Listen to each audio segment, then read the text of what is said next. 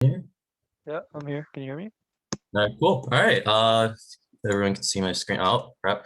Our presentation is on acceleration of sea ice melt due to human activity. My group mates are here with me, Brandon and Sasha, and I will start with the first section. I'm just gonna go to a little description about the issue. It's this issue where like this sea ice melt represents a bigger issue, which is climate change. And this is partially due to humanity's reliance on fossil fuels, growing especially after in like the industrialization revolution, because now we're more lots of things we rely on require fossil fuels such as cars, energy, etc. for everyday tasks. And as clearly shown, carbon dioxide has exponentially grown in this graph to the side. Yes, there are like, if you can look at a chart, there are up and downs, and this is prior to human industrialization, and this is partially due to cycles such as volcanic eruptions, sun distance from the sun, like cycles, and these are perfectly normal. However, the one we're experiencing right now is much higher than any cycle experienced before, and therefore the likely explanation is that human activity is indeed the leading cause for this climate change. And this change can affect a lot of issues that we will get into details later. But one I'm just going to put out right now is sea level rises, which has been predicted to be up to potentially 25 meters by the end of the century. Locations where this is occurring, well, these are the pretty obvious ones, polar areas such as the Arctic and the Antarctic, where sea ice melting is visually, you can see it, well, and it can affect like ecological habitats, which we will get into later as well, such as those of the polar bears, sea algae, caribou, etc.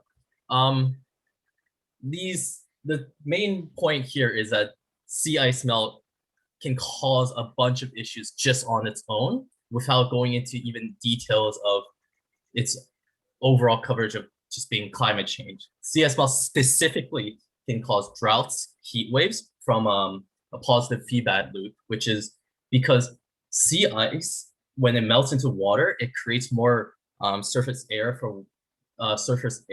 for the ocean to absorb heat, right, from the sun.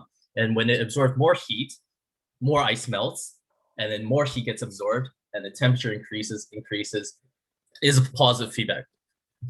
Because of this, sea ice, right, the level also rises, right? So rising causes even more issues, such as, well, for humans, we can go say like in the infrastructure, we need to make dams, waterproof a bunch of cities, etc.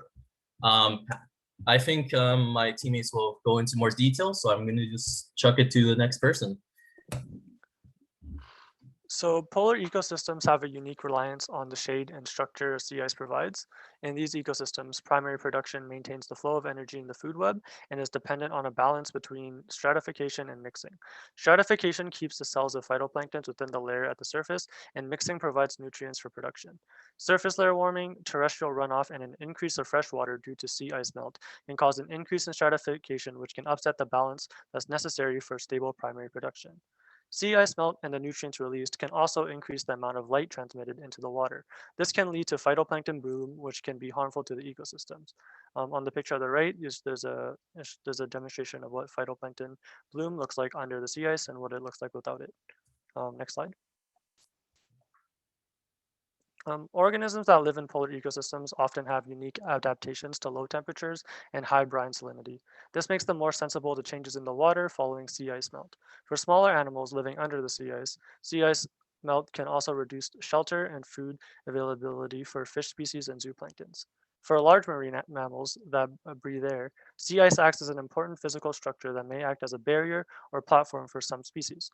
For large mammals, for polar bears, they use them as hunting platforms, and for prey, they use it as a barrier to avoid such predators. Other animals, such as Arctic pinnipeds, like seals and walruses, use ice as a platform for molting, whelping, hauling out, and sub-ice foraging. Without sea ice, these animals could struggle to survive. Oh, all right, back to me. So the extent of the problem is there's multiple ecologic changes that we can measure and watch in real life, and that is habitat losses for such species as sea ice algae, because permafrost inland of up to 1,500 kilometers. This is specific in the northern areas, such as northern NA and Scandinavian regions. Specific point here is that pathogens and diseases spread can also be measured, because there's an example of how caribou species usually they don't meet due to ice barriers, but because of the melting, some species that usually don't contact each other are contacting each other, and some diseases are being spread. And it is well-known fact that if you're spreading diseases between two species that don't have the immune system for it, it's usually pretty devastating. So comparing the past, present, and future, scientists have found a steady decrease in sea ice, especially in the last 40 years. In the graph on this slide, the decrease may not look like much, but if you look at the units on the y-axis, it is million square kilometers, so it's pretty drastic. The present day decline has been compared to the last interglacial period on Earth, which occurred about 127,000 years ago, but it's sped up by a lot. Using different models, comparing theoretical ice coverage of the last interglacial, scientists are predicting that the planet could be sea ice free as soon as 2035. But other predictions have this planet sea ice free around 2060s, but it's all pretty soon.